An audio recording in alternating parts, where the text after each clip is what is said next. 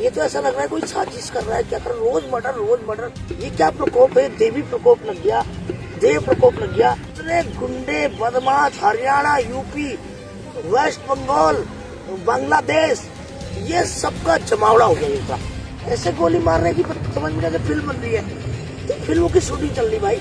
बार बार कह रही है मेरा मुख्यमंत्री से कोई दुश्मनी नहीं है, मुख्यमंत्री को कोई फर्क ही नहीं पड़ता, कप्तानों को कोई फर्क ही नहीं पड़ता, डीजीपी को कोई फर्क ही नहीं पड़ता। कांग्रेस वाले भाजपा की निगाह लगाए बैठे कि इसको टिकट ना बने हम लपक ले, और भाजपा वाले इस चक्कर में बैठे हमारे तो जीतने के नहीं, काम तो कुछ किया नहीं, इन्होंने मेहनत करके इनको लपक लो। अभी देखना ये क्या होगा। हम तो दीपक सेठ जी से बहुत उम्मीद लगाए बैठे थे, इनके आने के बाद कोई इनको हटवाना चाहता है। बहुत ही देवभूमि थरथरा रही है, पर विपक्ष कुछ बोलने को तैयार, बस उनको अपना चुनाव दिख रहा है। जितना हालत बीजेपी गवर्नमेंट से हो रही है, अगर विपक्ष तो इनको खड़े खड़े हाथों लेना चाहिए, मगर नहीं लेते। मैं सचिन वर्मा जनमंच उत्तराखंड से आपका बहुत बहुत स्वागत करता हूं। मेरे साथ बात करने के लिए है उत्तराखंड की बेटी भावना पांडे जी। भावना पांडे जी, मैं आपका स्वागत करता हूं। धन्यवाद।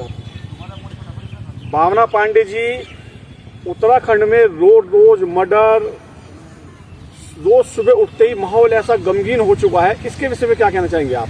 मुझे तो समझ में नहीं आ रहा है ये कोई साजिश है या सच में हो रहा है। ये तो ऐसा लग रहा है कोई साजिश कर रहा है, क्या कर रोज मर्डर। कभी हल्द्वानी मर्डर, देहरादून में 2-2, 3-3 मर्डर, मतलब हर कभी खानपुर में मर्डर, कभी ऋषिकेश मर्डर। हो क्या रहा है ये क्या प्रकोप है? देवी प्रकोप लग गया, देव प्रकोप लग गया, किसकी नजर लग गई उत्तराखंड को। खैर वैसे तो उत्तराखंड काफी 8-10 सालों से हालत बहुत खराब है, और जब से राज्य बना है तब से कुछ साल, जब तक एनडी तिवारी थे और या खंडूरी जी थे तब तक तो ठीक है। अब धीरे धीरे जितना इंक्रोचमेंट, जितने लोग आ चुके हैं, तमाम जो जितने गुंडे बदमाश हरियाणा, यूपी, वेस्ट बंगाल, बांग्लादेश, ये सबका जमावड़ा हो गया इनका। तो इसलिए खड़े खड़े यहाँ तो कोई फर्क नहीं पड़ रहा। ऐसे गोली मारने की समझ में फिल्म बन रही है, तो फिल्मों की शूटिंग चल रही भाई। बहुत ही हालत खराब है, और मैं कह रही हूँ इनको, मैं बार बार कह रही हूँ मेरा मुख्यमंत्री से कोई दुश्मनी नहीं है, मगर मुख्यमंत्री को कोई फर्क ही नहीं पड़ता, कप्तानों को कोई फर्क ही नहीं पड़ता, डीजीपी को कोई फर्क ही नहीं पड़ता। हमने तो सोचा था अशोक कुमार जी थे तब इतना ज्यादा कानून व्यवस्था तब भी ठीक थी, जो कि अधिकारी तब भी नहीं सुनते थे, तो फिर भी कानून व्यवस्था फिर भी ठीक थी। अभी तो क्या हो गया है, हम तो दीपक सेठ जी से बहुत उम्मीद लगाए बैठे थे, इनके आने के बाद कोई इनको हटवाना चाहता है, इसलिए इनके साथ साजिश कर रहा है। मुझे तो यही लग रहा है हमारे उत्तराखंड में हो क्या रहा है, जितने मर्डर आए दिन मर्डर, मतलब रूह कांप जा रही है। अब तो हमें निकलने में भी डर लग रहा है, भाई किसकी गोली कहाँ लग जाए क्या कुछ समझ में नहीं आ रहा है। तो बहुत बुरा हाल है, कानून व्यवस्था ठीक करो। बहुत ही देवभूमि थरथरा रही है, बस देवभूमि थरथरा रही है, और किसको बोले क्या बोले, विपक्ष कुछ बोलने को तैयार है। बस उनको अपना चुनाव दिख रहा है, अपना 16 तारीख का वो दिख रहा है। इतने आए दिन मर्डर हो रहे, एक अंकिता भंडारी का मामला सबने उठाया, पूरे प्रदेश ने उठाया सब लोग। उसके बाद इनका तो विपक्ष जितना हालत बीजेपी गवर्नमेंट से हो रही है, अगर विपक्ष तो इनको खड़े खड़े हाथों लेना चाहिए, मगर नहीं लेते। विपक्ष सुन पड़ा है, और विपक्ष पर मुझे शक होता है कहीं इनकी आपस में सांठगांठ ना हो, क्योंकि धामी इतना तेज आदमी है, सबको सेट रखता है, सबको सेट। विपक्ष के सबके मुंह बंद कर रखे, न करण मेहरा बोलेगा, न हरीश रावत बोलेंगे, न प्रीतम सिंह बोलेंगे, न गणेश गोतियाल बोलेगा। हम ही बोलते रहे, कब तक बोलते रहे? अकेले मैंने विपक्ष का तमगा उठा रखा है।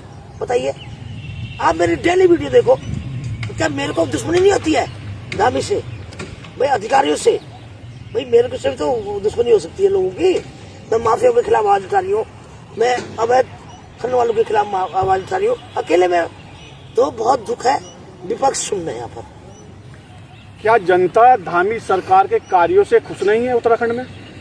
देखिए धामी के कामों से तो मैं भी खुश नहीं हूँ, जनता तो कभी खुश है ही नहीं। जिस तरीके से आप देखिए आज तमाम शराब, अवैध खनन, अवैध जमीनों कब्जा, कहते हैं कि हम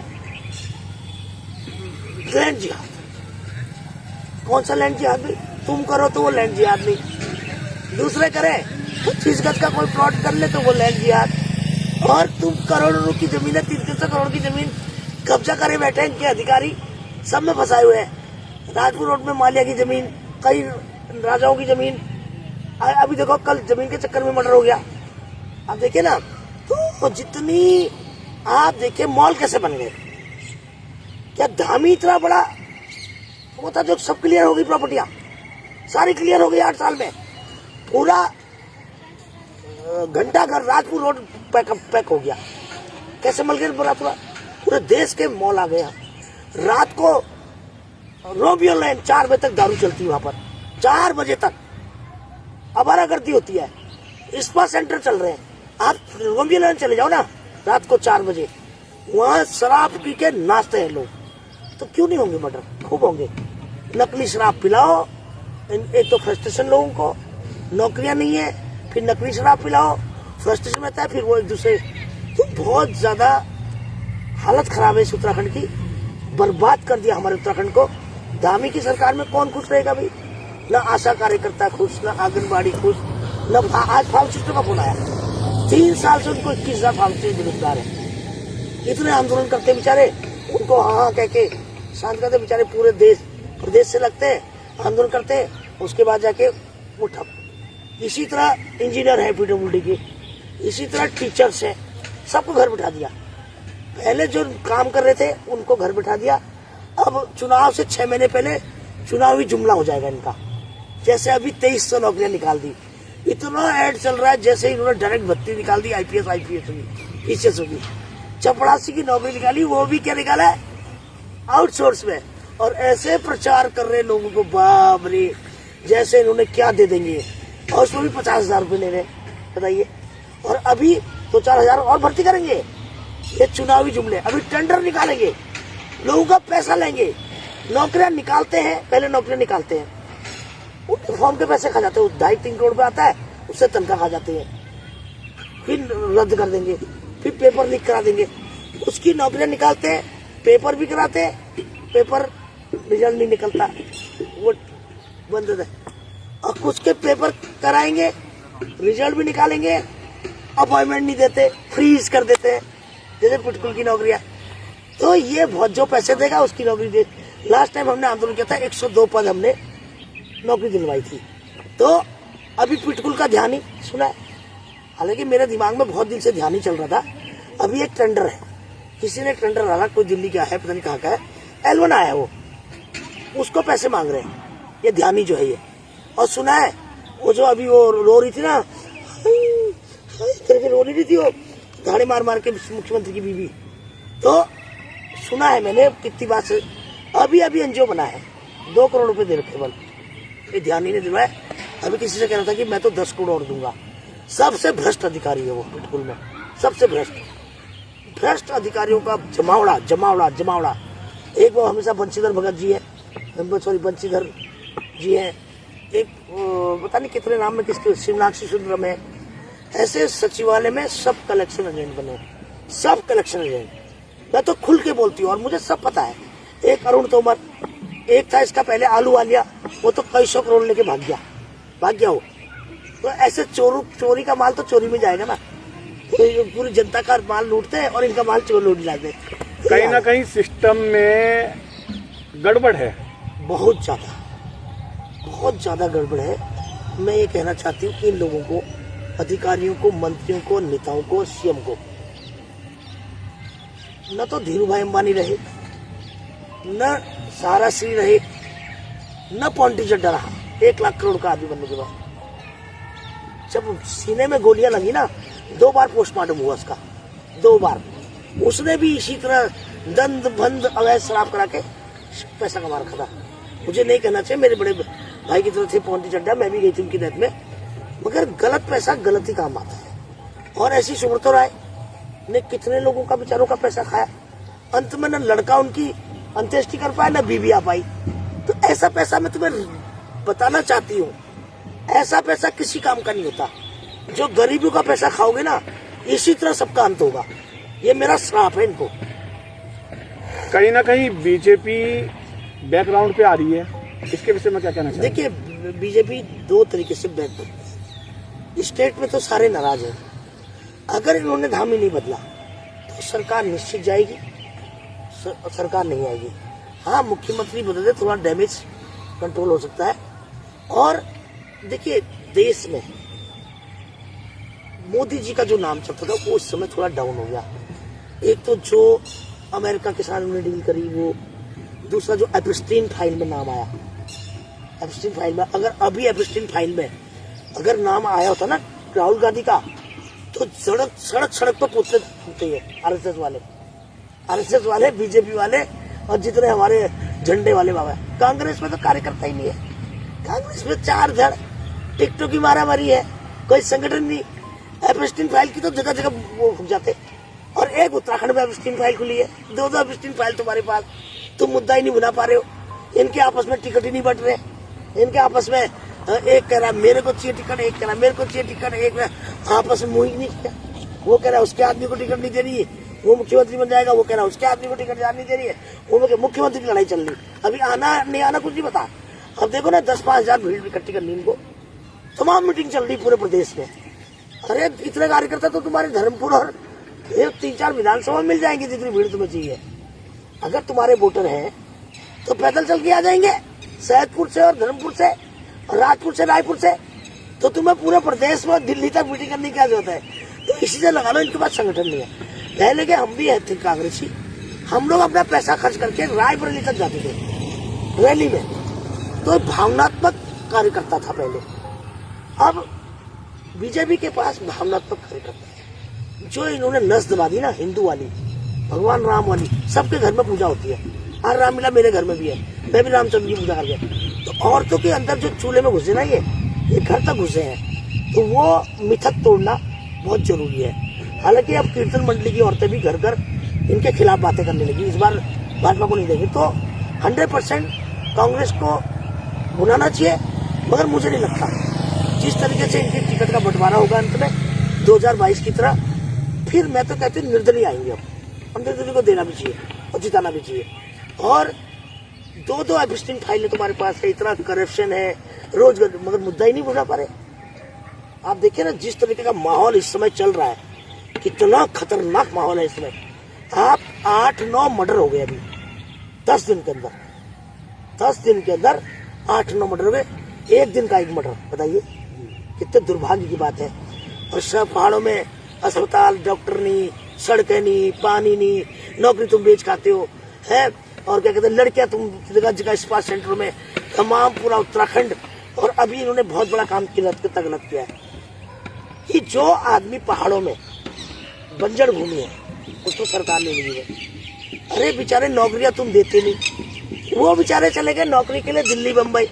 चलो बुढ़ापे में अपनी जमीन है, उसको भी ये डकार मारने के चक्कर में उसको ये नहीं बोलती विपक्ष, मतलब उसको भी लोगों को लीज पे दे देंगे। मतलब जिसकी जमीन भूमि बंजर है, चकबंदी तुम करोगे नहीं, वहां तुम्हारे भालू उतरे हैं।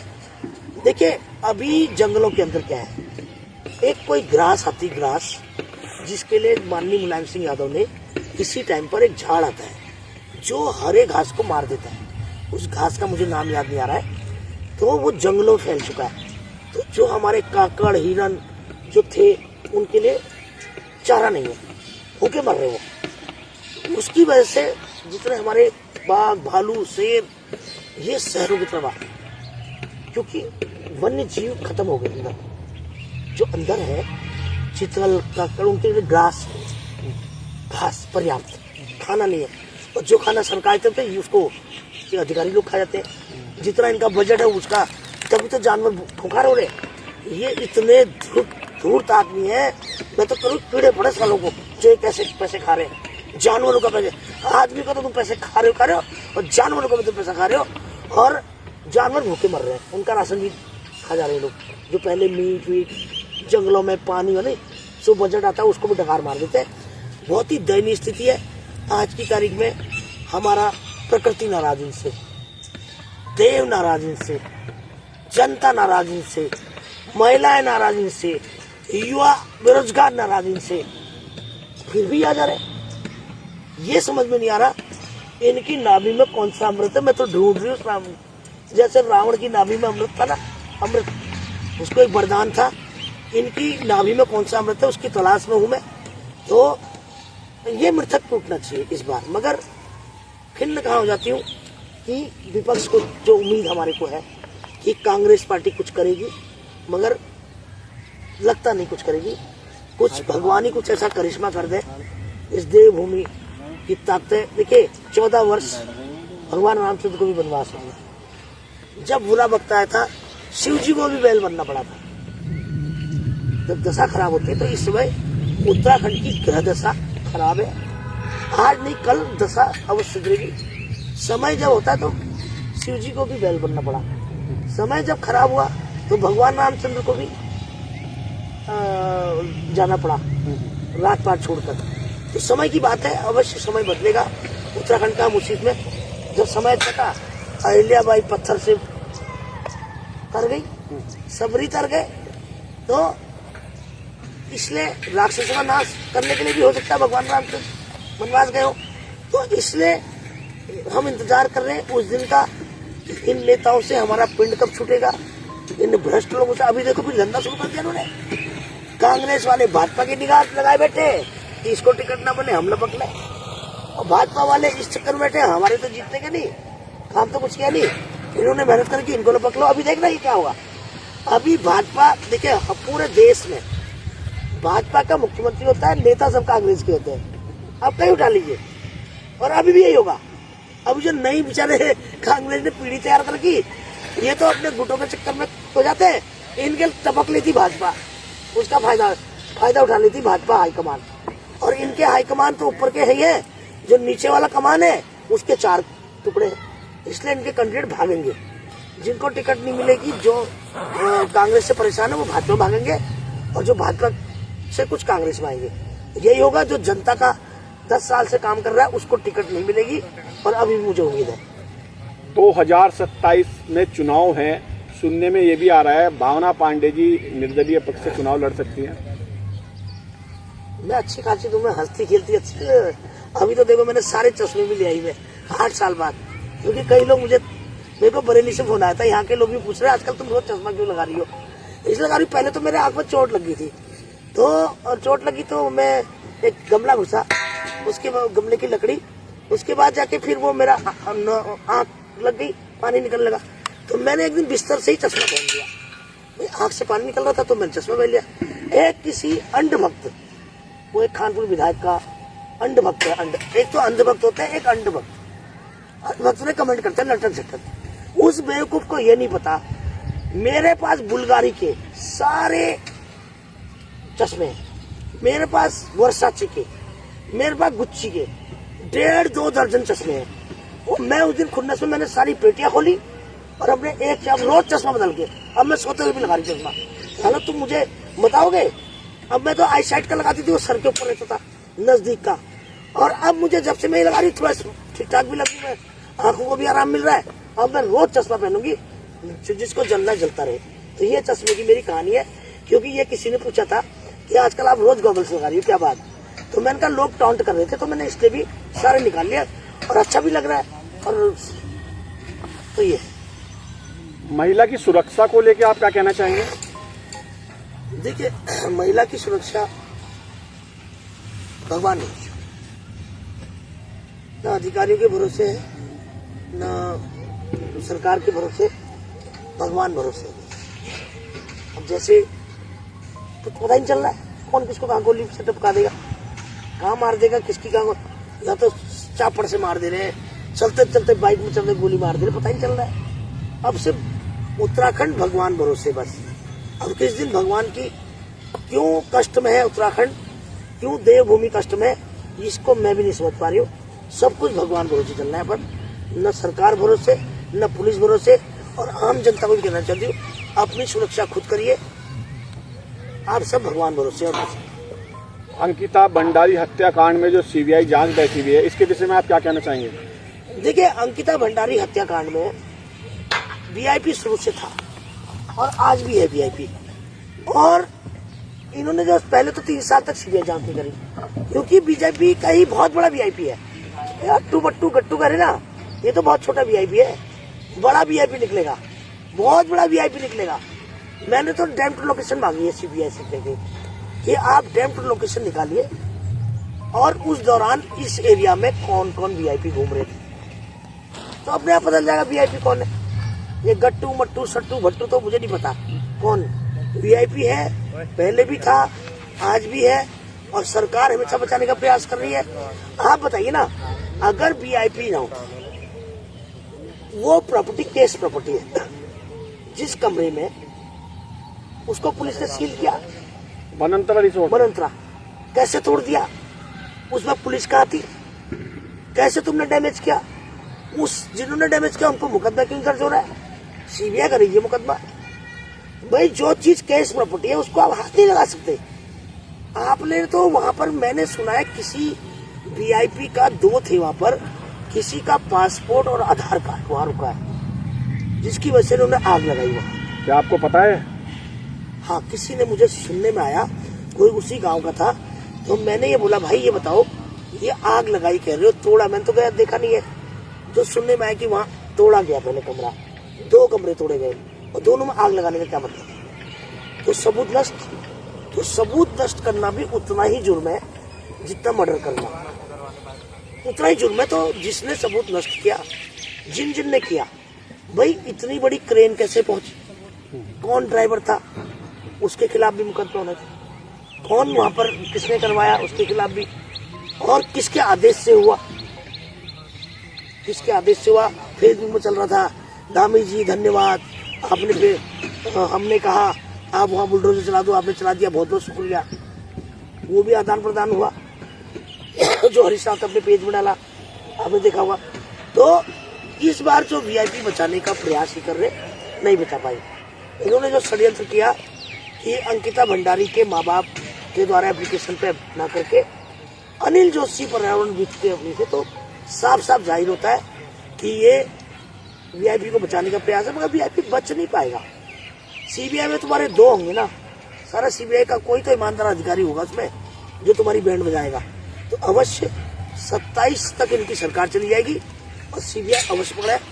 अगर इन्होंने 27 तक वीआईपी नहीं पकड़ा, सरकार वैसे भी जानी है और वैसे भी जानी है, और जब पकड़ा जाएगा तब तो फिर ये देश से जाएंगे। तो आज देखो ना, छोटी छोटी बच्चियों का आज 14,000, 10 वर्षों में 14,000 बच्चों की एप्लीकेशन पड़ी है जो गायब है। उत्तराखंड के तो है ही हैं, जो यहाँ पर बाहर से आके लोग, अरे उनके बच्चे भी गायब हैं, और 1200 हर साल का एवरेज बताते हैं लोग। ये कितना सत्य है झूठ मुझे नहीं पता, क्योंकि ये आंकड़े पुलिस के पास से मिले हैं। ये जब बाहर बात उठ रही है तो सच तो होगा कि कई हजार बच्चे यहाँ से गायब है। वो कहाँ है? उनकी पुलिस कोई एप्लीकेशन लेती नहीं। वो कब तक, मजदूर आदमी है, कहाँ तक जाएंगे अपनी मजदूरी छोड़कर। एप्लीकेशन छोड़ रखी है, पुलिस तो पैसे खा के कंप्लेन लिखती है और पैसे खा के एफआईआर दर्ज करती है। अगर सच्चा मुकदमा होगा तो पैसे खा लेगी, नहीं लिखेगी, और झूठा मुकदमा होगा पैसे खाएगी, लिखेगी। ये धंधा चल रहा है उत्तराखंड। तो बहुत दयनीय स्थिति में हम लोग हैं, हमारा उत्तराखंड दयनीय स्थिति में। अगर जनता अब भी 5 किलो राशन में, तो तुम अपनी पीढ़ी के सबसे बड़े दुश्मन तुम हो। अगर अब भी तुम 5 किलो राशन पे अगर इनको वोट दोगे, तो अपने आने वाली पीढ़ी के फिर तुम सरकारों को दोष मत दो। सबसे बड़े दोषी तुम हो जो इनको वोट दे रहे हो। बस लोगों का कहना ये है कि भावना पांडे जी चुनाव के टाइम आ जाती हैं और वैसे अपने बिजनेस को काफी समय देती हैं। देखिए, बिजनेस में तो भीख मांगूंगी, डकैती करूंगी, चोरी करूंगी, आ जाती क्या है? क्यों नहीं आऊंगी? मैं तो यही रहती हूँ। मैं तो 4 दिन जाती हूँ फिर आ जाती हूँ। अब मेरे रोज डिलीवरी नहीं सुनते क्या? बिजनेस को टाइम देती तो क्या भूखे मारेंगे, डकैती डालेंगे, काम नहीं करेंगे? 2012 से काम कर रही हो, 2000 उत्तराखंड में आके तो गवाया है, कमाए थोड़ी है 10 रुपए भी। तो इसलिए कमाना भी तो है भैया, खर्च करना है। दुनिया को जगह जगह जाके चंदा पानी भी देना पड़ता है। हर तरह का मूवमेंट सबसे ज्यादा आपने सुना भी होगा, हर जगह सबसे पहले जहाँ सरकार नहीं पहुंचती वहां मैं पहुंचती हूँ। तो कहाँ से कोई डकैती मार? उत्तराखंड से 10 रुपए नहीं कमाए मैंने, यहाँ करोड़ों रुपए कमा चुकी हूँ मैं सारी जिंदगी। यहाँ से 2000 किलोमीटर कभी बाई एयर, अब तो हवाई जहाज से जाने में डर लग रहा है। और क्या कहते हैं, कभी ट्रेन से, कभी हवाई जहाज से, कभी बाई रोड धक्के खा के अब बिजनेस में टाइम तो देना ही पड़ेगा, दोनों काम साथ करते हैं। और जहाँ तक है मेरा घर है, मेरा मायका है, 2019 से यही रह रही हूँ भाई। मेरा अपने नाम के मकान है, अपने नाम के प्रॉपर्टी है, इसी जगह पे मैंने 50 प्रॉपर्टी ले रखी है। तो ऐसा है, ये सब जो बकवास करता है करने दो। हम तो कोई तनख्वाह थोड़ी ले रहे हैं, तुम तो तनख्वाह लेके भी नहीं दिखते। तुम क्षेत्रों में बताओ ना, तुमसे ज्यादा तो मैं दिखती हूँ। मैंने आज तक कोई 10 रुपए सरकार से ले लिया हो, तुम तो करोड़ों रुपए तनख्वाह भाग चुके हो, खा चुके हो। तुम्हें फंड अलग मिलता है, तुम्हें तनख्वाह अलग मिलती है, और आजकल वो 90,000 और विधायकों का भाड़ा और वो क्या मिल रहा हो इनको, टीए। मैंने तो 1 रुपए की, मैं गुनेगार नहीं उत्तराखंड की, 1 सिंगल रुपया, 1.25 रुपया भी नहीं। तो अपना काम धंधा तो आपने देखेगा, जो 20 साल से 25 साल से काम कर रहा है। यहाँ काम शुरू किया था हरिद्वार में, पैसे फंसे हुए, यहाँ काम ही नहीं होता। यहाँ चोरों के काम होते हैं, ईमानदारों के काम नहीं होते। चोरों का काम या तो रिश्वत दो, हमसे रिश्वत कोई लेता नहीं, इसलिए काम भी नहीं करता। ये है कहानी। आपका 2027 में क्या रूल्स रहेगा राजनीतिक के लिए? मैं विधायक तो जीवन में कभी लड़ूंगी नहीं, क्योंकि मैं 20 साल पहले लड़ना होता विधायक बन जाती। अगर कोई पार्टी टिकट दे आपको? नहीं, कोई भी। मुझे ऑफर कांग्रेस बहुत पहले कर चुकी है, 1 साल पहले, और 20 साल से मेरे को हरीश रावत बोल चुके हैं अपनी एक सीट तैयार कर ना, मुझे विधायक लड़ाएंगे। अगर लड़ूंगी तो MP, नहीं तो मैं वैसे ही बहुत खुश हूँ। वैसे डरती मुझसे सरकार, चाहे वो धामी हो, चाहे त्रिवेंद्र सिंह हो, चाहे हरीश रावत हो, चाहे कोई हो, वैसी इनकी हवा खराब रहती मेरे से। उत्तराखंड की बेटी हूँ, सब सच बोलती हूँ, इनके जड़ तक घुसी हुई हूँ मैं। वैसे जब बिना चुनाव लड़े, बिना सब कुछ के जनता का काम हो रहा है, एक आवाज उठाती हूँ, उस पर सारा काम होता है इनका तुरंत। अभी पीछे आंगनबाड़ी आशा कार्यकर्ता अभी तो पैसा बढ़ रहा है। कोई भी काम मैंने अगर बोला दिया, इस बात के लिए धामी तू धन्यवाद का पात्र है, इसलिए कि भाई पिछले 4-5 साल से मैंने देखा जिस मुद्दे में मैं आवाज उठाती हूँ, उस मुद्दे को ये सीरियस लेते हैं। इस उत्तराखंड में ये कांग्रेस को उतना सीरियस नहीं लेते, न यूकेडी को लेते। भावना पांडे अगर बोल रही है तो पत्थर की लकीर है, एक्सपीरियंस वाली भी, उनसे सीनियर भी हूँ, बड़ी भी हूँ, तो तथ्यों के आधार पर मुझे कोई कागज की जरूरत होती है। भावना पांडे जो बोलती है वो पत्थर की लकीर है, सत्य बोलती है बस, और बिना उसके नहीं बोलती। सबूत, मेरी जबान मेरी सबूत। सबूत मांगेंगे, आओ कोर्ट में देंगे, तुम भी चलो हम भी चलो, सबूत मांगेंगे।